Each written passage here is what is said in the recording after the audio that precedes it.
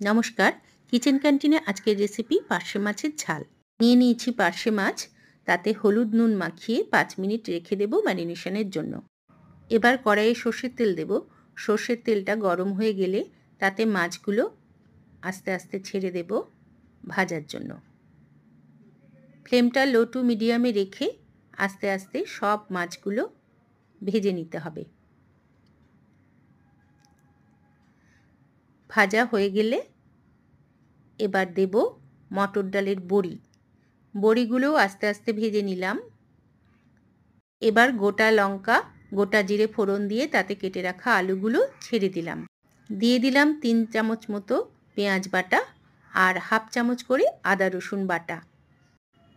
দিয়ে দিলাম একটা টমেটো আর অল্প একটু নুন। নুনটা দিলাম এই কারণে যে টমেটোটা তাড়াতাড়ি সেদ্ধ হয়ে যাবে।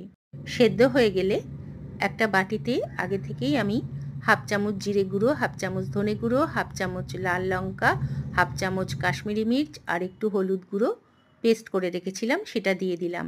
এবার এই সমস্ত মশলাটা ভালো করে কষিয়ে নিতে হবে যতক্ষণ না পর্যন্ত তেল ছাড়ে। আমার মশলাটা কষানো হয়ে গেছে। এবার দেব একটু গরম মশলা। এটা কষিয়ে নিয়ে দেব আন্দাজ মতো জল আর ওই ভেজে রাখা মাছগুলো।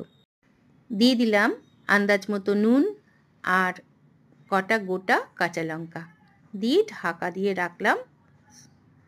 আলুগুলো সেদ্ধ হয়ে গেছে। এবার দিয়ে দেব ওই ভেজে রাখা বড়িগুলো আর কিছুটা ধনে পাতা। এখানে মটরশুঁটিও দেওয়া যেতে পারে, মটরশুঁটিটা আমার ছিল না তাই আমি দিইনি। এবার একটু হাই ফ্লেমে এটাকে একটু ফুটিয়ে নেব।